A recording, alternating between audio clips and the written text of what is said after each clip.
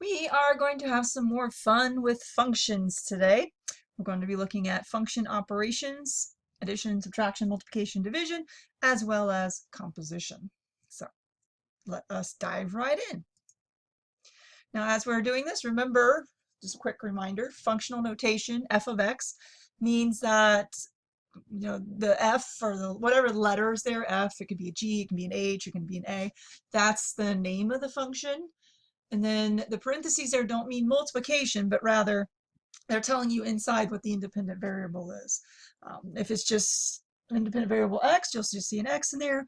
But if it wants you to evaluate, excuse me, wants you to evaluate at a particular value, it'll put that value in there, like a number or an expression, and then you're plugging that in for the variable and seeing what you get. So we'll be using that notation quite a bit in this lesson. Okay, so operations starting with addition. If you have two defined functions named f and g, and you have these functions and all their values that are possible for x and for which they're defined, you can do the sum of the functions. And the domain will include all real numbers that are in the intersection of those two functions. Okay, so let's say you have, let me put on my pen. Let's say you have the function f of x equals x squared. And let's say you have the function g of x equals 2x minus 5.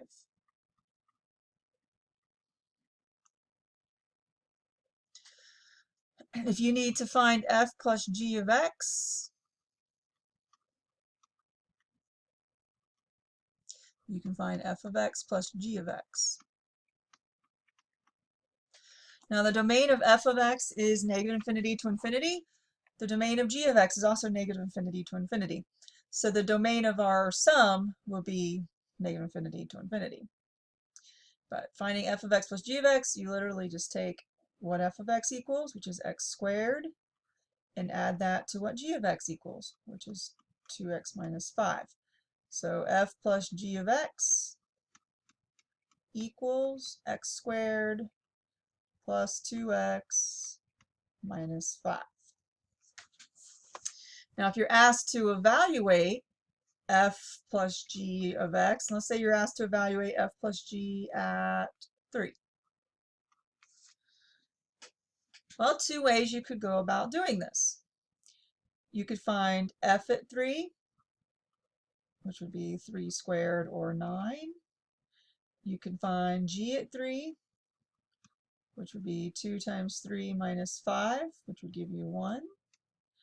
And then just add together f of 3 plus g of 3,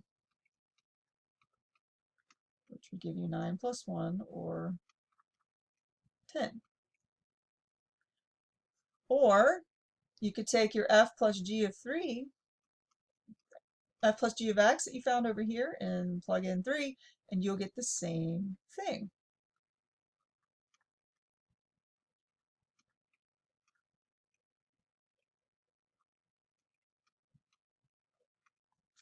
You'll also get 10. So you can break it apart either way. You can find f of x first, g of x second, and then add them together. Or you can combine the two functions like we did here, and then evaluate by plugging in the 3. So you can do it either way.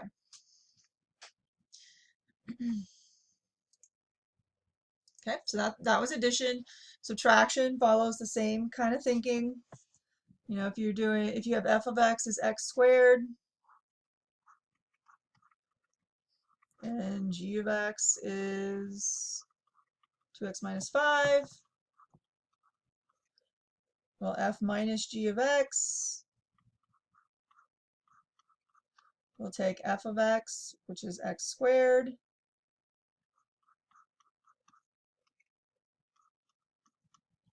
and then subtract g of x, which is 2x minus 5. Don't forget to distribute your minus sign. So you get x squared minus 2x plus 5. And let's say you wanted to find f minus g at negative 1. Well, you could find f at -1, which gives you 1.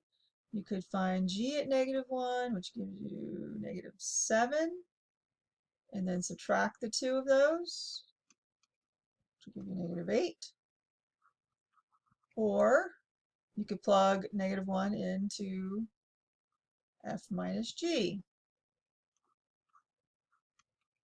So you can have -1 squared minus 2 times -1 plus 5. So 1 plus 2 plus 5. Oops, this should be +8, sorry. I was looking at the -7, thinking +8. 1 plus 2 plus 5, that would be 8. So you get the same thing either way. So 2 different ways to do it, but that would be your result. And just like sum, for a difference, the domain of the difference of two functions is all real numbers in the intersection of those two functions. So again, right now we're dealing with -infinity to infinity for the domain of f of x, -infinity to infinity for the domain of g of x. So the intersection will still be -infinity to infinity. Neither one leaves anything out in their domain. So, but if either one did leave anything out in their domain, then the difference and the sum would have to leave out those same values. So, product, kind of like the adding and subtracting, except multiplication. And again, the domain will be all real numbers in your intersection. So heck, I'll just stick with the same two functions.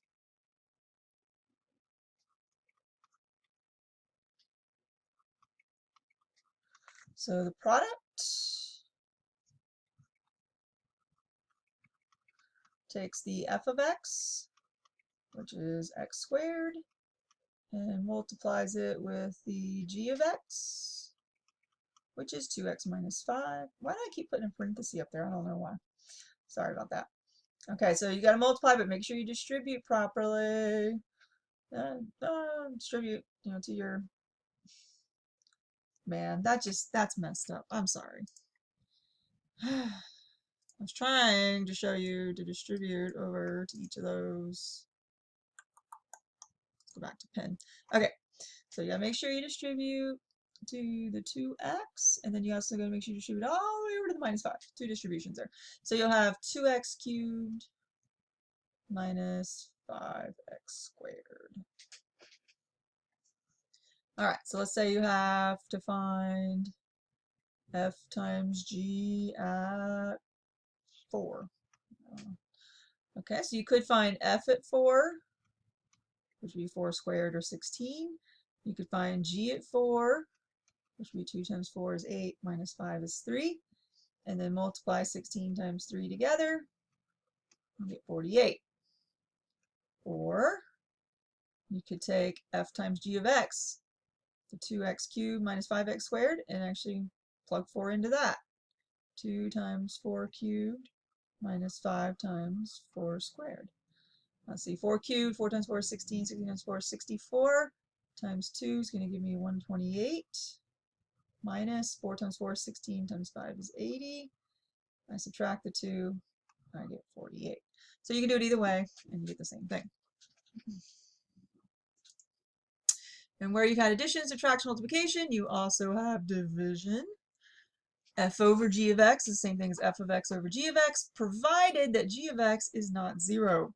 Remember, putting 0 on the bottom, you have something that's undefined. The domain will include all real numbers in the intersection of f and g, just like your addition, your subtraction, multiplication did, but you also have that added thing for which g of x is not 0. Got to make sure you leave out of the domain anything that would make the denominator 0. Okay, so let's do this again. F of x equals x squared. G of x equals 2x minus 5. So if we wanted to find f over g of x, we would do f of x over g of x. So we got x squared over 2x minus 5. But we need to make sure this bottom's never 0, so x can never be 5 halves. because if 2x minus 5 equals 0, then x would equal 5 halves, and cannot let that happen. You gotta make sure in your domain that originally x squared has a domain of negative infinity to infinity. 2x minus 5, you had that domain as well. So the intersection was still negative infinity to infinity. Didn't leave anything out. But now, since we're doing the quotient, you have to consider that denominator and leave out what makes the denominator 0. So you can evaluate this at any other value except 5 halves. 5 halves is going to make that bottom 0. It's undefined. So let's say we want to try to find f over g of -5. I'm just picking a number. Let's see, f at -5 would be -5 times -5, or 25. G at -5 would be -15. So you put the two of them over each other. 25 over -15 reduces to -5/3. Or you've got x squared, so that's -5 squared over 2x minus 5. So 2 times -5 minus 5. So 25 over, so you get the same thing. And that's okay because the denominator wasn't 0. So that's what happens with operations on functions.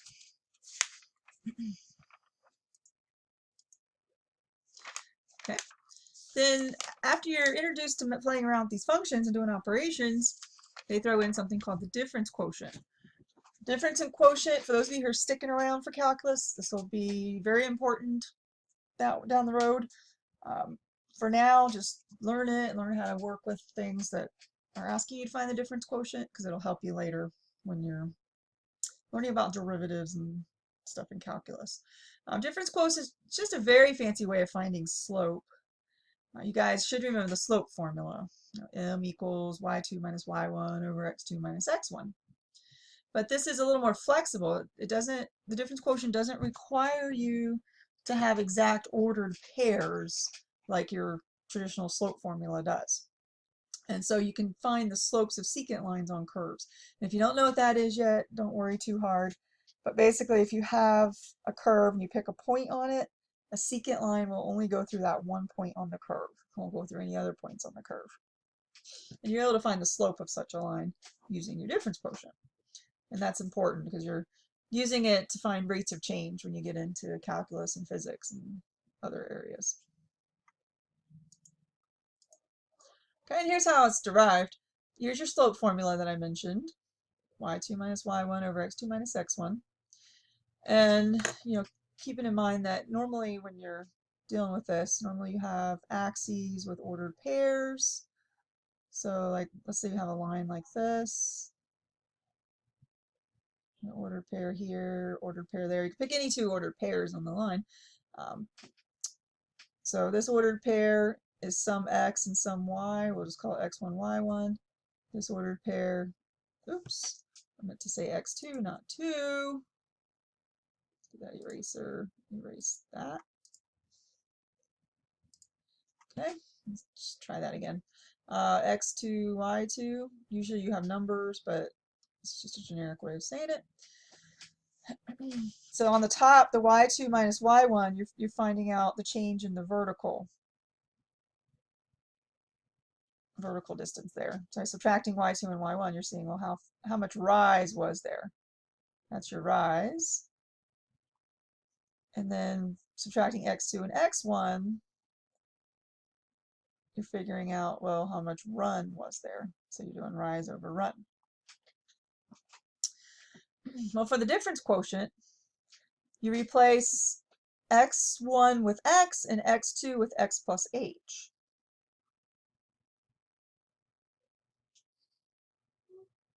Okay, pretend this is the same line. Okay, so now instead of x1, we have x. And then instead of x2, we have x plus h. So h is this distance between the x's. And then instead of y1, we're going to say f of x.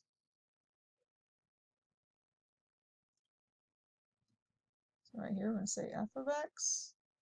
And instead of y2, we're going to say f of x plus h. Just using the function notation instead of the letter y. So when you go to do your slope formula, you're instead of y2 minus y1, you're subtracting f of x plus h minus f of x. And then on the bottom, x plus h minus x.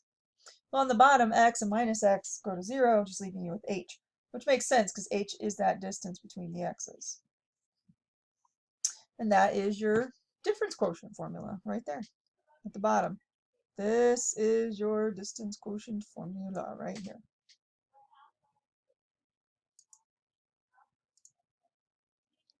Okay, now the result, when you're trying to find a difference quotient, you're not always going to get a real number.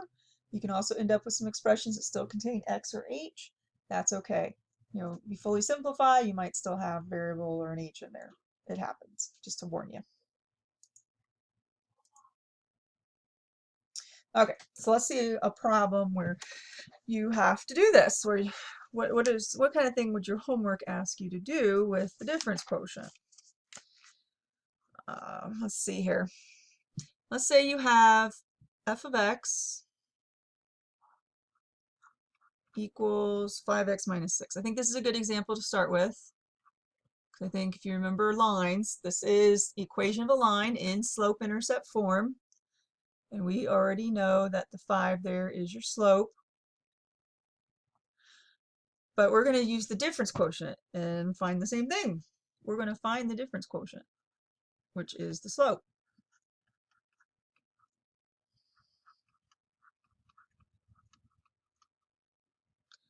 I just can't write today, can I?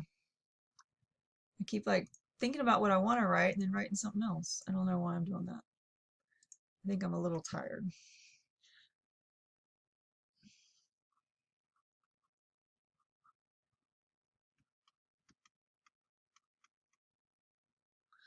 Okay. So for the difference quotient, we need to know what f of x plus h is. It's one of the first things we need to do. So what we do is we take f of x and we replace the x with an x plus h. Because remember, this f here is the name of the function, so it's telling us what function to look at.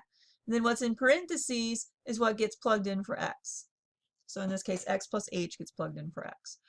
And you do a little bit of simplifying. You end up with 5x plus 5h minus 6. Can't really do anything else with that, so there we go.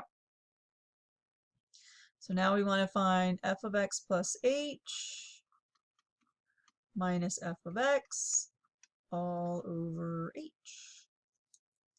So we've got 5x plus 5h minus 6, and then we're subtracting 5x minus 6, and all of this is over h.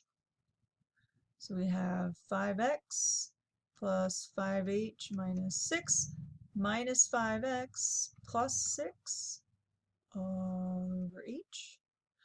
Now this is not always going to happen, but in this particular example, a lot of terms are opposites and go to 0, leaving us with the 5h over h. The h is reduced, leaving us with 5. But you know, that's what I expected, because in my original function, I knew the slope was 5 because it was a function, a linear function with one variable, and it was written in the slope-intercept form, and that number in front of x is my slope. So it doesn't surprise me that my difference quotient ended up like that. But I bet you're kind of wondering, well, how does it look when maybe it doesn't simplify quite that nicely? Let's see here. What if we have a function like, what if we have a quadratic function? Like f of x equals 3x squared. Okay, graph's going to be a parabola, so we're not dealing with the slope there. But we want to find the difference quotient, which would allow us to compute the slope of a secant line at a particular point on that parabola. So let's do this. Let's first find f of x plus h. 3 times x plus h squared. It's going to give me 3 times x squared plus 2hx plus h squared. If you're not sure how I got that, keep in mind that x plus h squared is the same thing as x plus h times x plus h. So multiply those two together, distribute, FOIL, however you want to think about it. Distribute your 3, and make sure you distribute your 3 to all 3 terms there. And there you go. Okay, so then we go to find the difference quotient. We're taking that f of x plus h,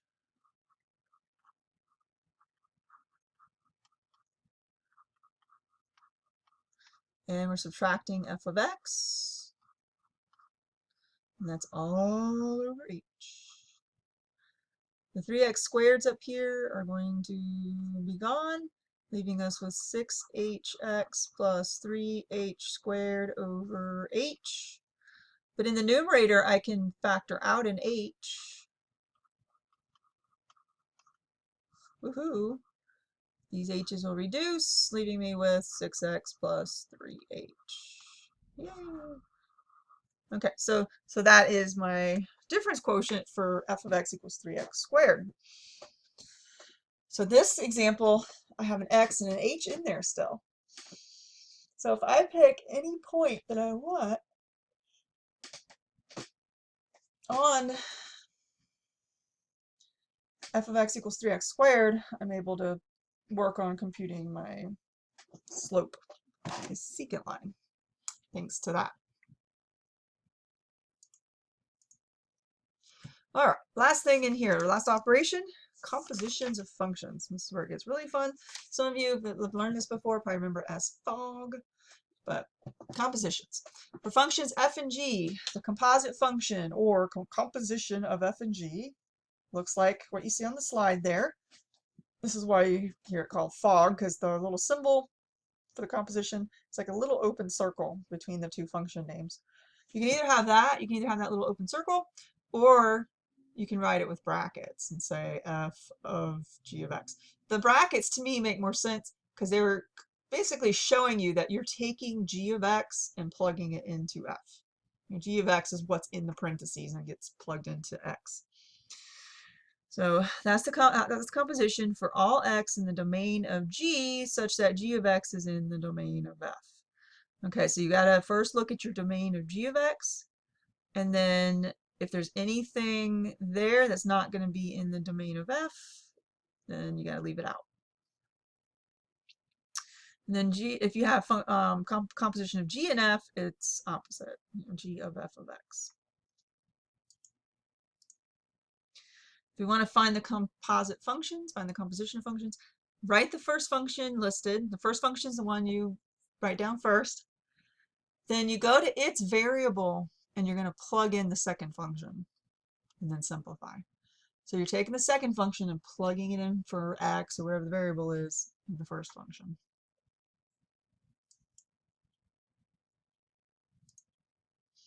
All right, so let's look at an example here. Let's see.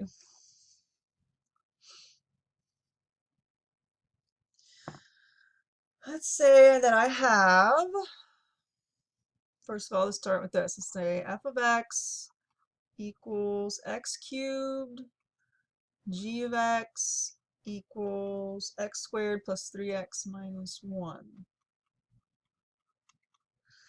And let's say that I'm asked to find f of g of x. You can write it like that, or you can write it like this. Either way is acceptable. Now remember the steps that I gave.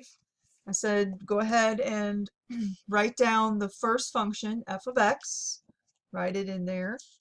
And then once you write it down, leave some, as you're writing it, leave some space around where the variable is going in, because you're going to have to plug g of x in where that variable is. So write write for the composition of functions, f of g of x. We're going to have, I'll leave myself some space here, x cubed But I'm going to be taking that and erasing the x.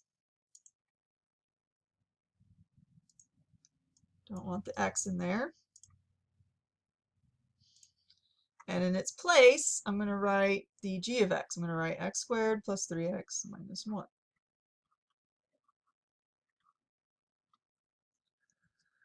And there it is.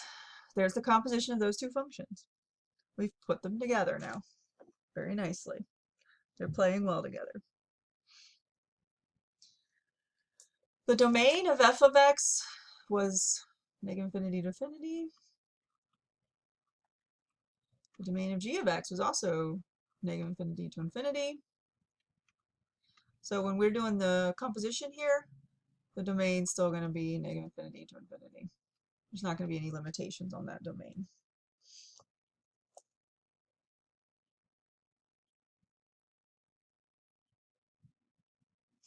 Okay, let's do one where there would be limitations on your domain. Let's see, how about f of x equals 2 minus x? So that one, I don't know why I keep doing parentheses, whatever. Domain of that one's negative infinity to infinity. And then g of x equals 1 over x squared. Okay, that's a fraction with x in the denominator. Domain there is negative infinity to 0, union 0 to infinity. So for that one, you can't plug in 0 in the denominator, but everything else is okay. All right, and let's say we want to do the composition. I'm just going to write, I like writing it like this, so that's what I'm going to do. But if you like the fog notation, write it fog, whatever. Okay, so f is the 2 minus x. So I wrote that down first. But wherever x is, I got to erase it. I leave the sign like the minus, but I just erase the x part. And I got to replace it with g of x. So I get 1 over x squared. And since g of x had that limitation on its domain of negative infinity to 0, 0 to infinity, the domain of the composition also has that limitation.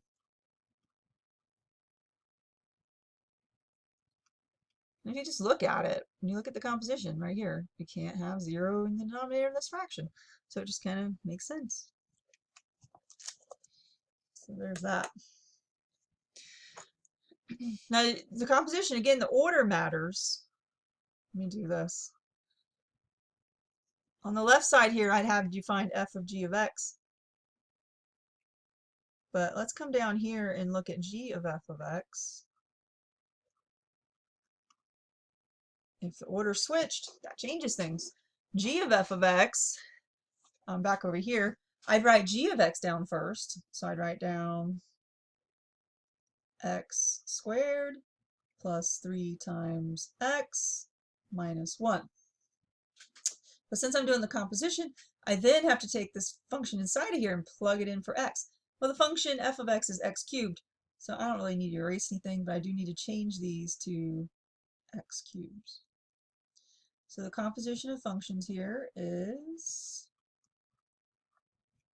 x to the 6th plus 3x cubed minus 1. And the domain is still negative infinity to infinity on this because you look at the first, the f and g, there's no limits on their domain. When you look at the composition, you can plug anything you want into here and you're not going to have any problems. All right, and then for this one, let's say we got to do g of f of x. Well, for that one, g of x is 1 over x squared. But then I got to replace x here with 2 minus x.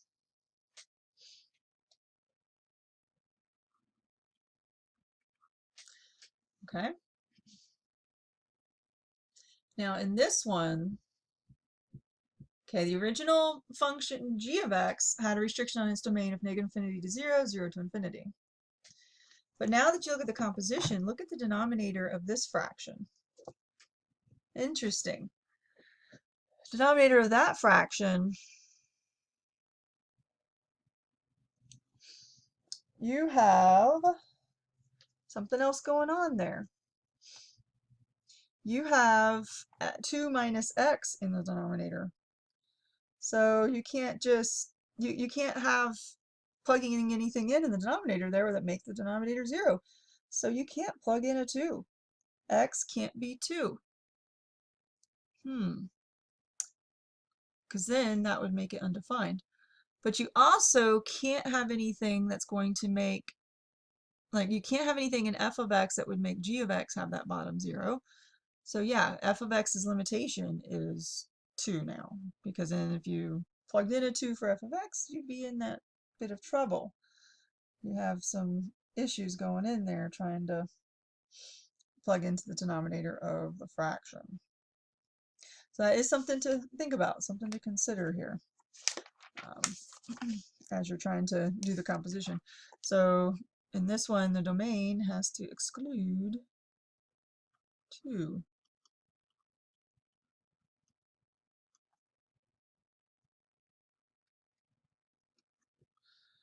So we can't have it.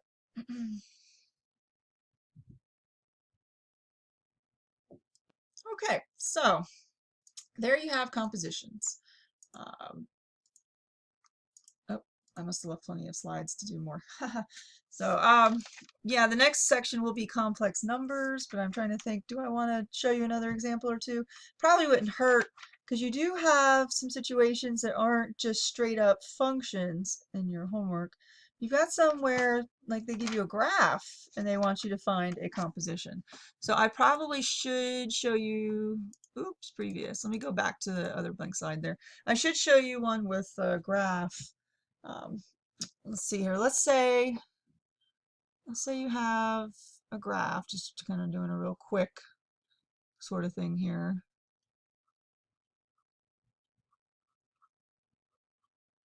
And let's say you have 2 lines. Let's say you have one line that includes these 2 points.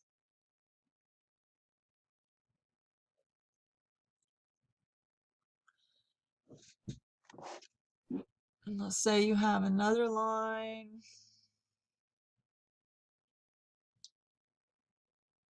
Let's see here.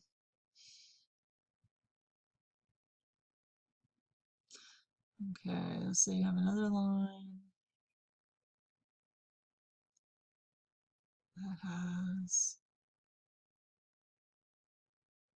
these 2 points. Okay, let's call this line f of x, this line g of x. Oops, sorry, this line g of x.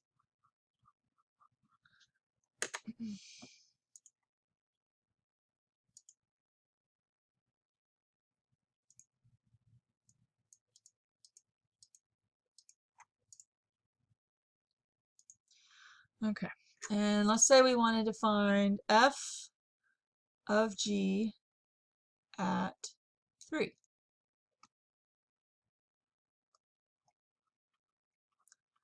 Okay, so our first job is to figure out what g at 3 is. See, this is g of x at 3. We have this point right here. This point right here is 3, 2. So g at 3 equals 2. So whatever's inside the parentheses, we got to analyze that first. So g at 3 is 2. So really what we're finding is f at 2. And then when you go back and find 2 on the f of x graph, you've got this point here at 2, 1. So f at 2 is 1. So the answer is 1. So the key to like doing a different kind of problem, like instead of having the functions listed, you might have graphs, is take what's inside the parentheses and analyze that first. Like g at 3, you're looking up 3 on the x-axis, and then looking at the g graph and seeing what the y value was right here for that point.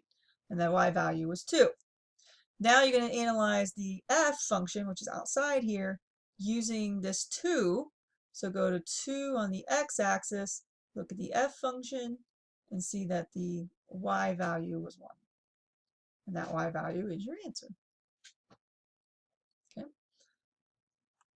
Or if you did something like that, and let's say you wanted to do g of f at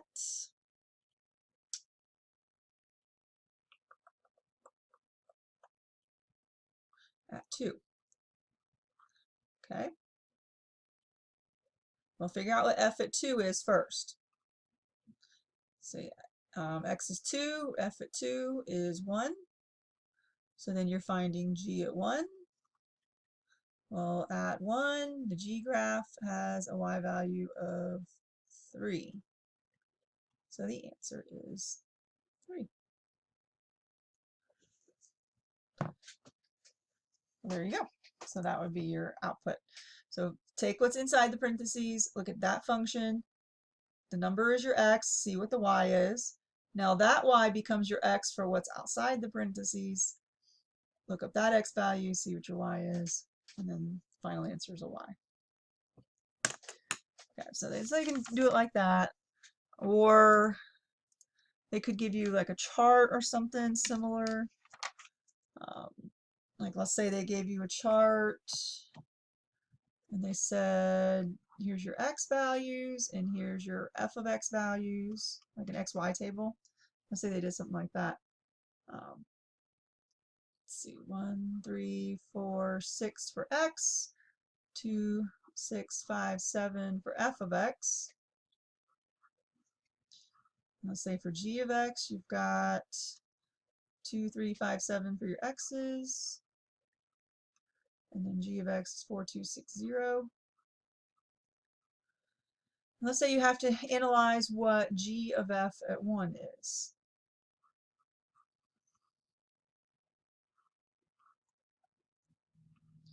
So find f at 1 first. So go to the f of x chart. When x is 1, f of x is 2. Then you're finding what g at 2 would be. G of x chart, x is 2, the y is 4. 4 is your answer. And if they started having a lot of fun and like said, well, find f of f at 3, you can find a composition of functions on itself. So you find f at 3. Let's see, on the f of x, when x is 3, the output is 6. Then you go and find f at 6. So this goes here, then this goes here. F at 6, x is 6, y is 7. So the answer is 7. There you go. And this goes here, this goes here. So what was your y became your x, what your y was 6 became your x, and then when your x is 6, y is 7. So there's a little more on compositions of functions. Well, I hope you have a lot of fun with that, and this will help you start wrapping up for the unit. Okay, have a good time, and I look forward to seeing you again for complex numbers, one of my favorite sections in algebra.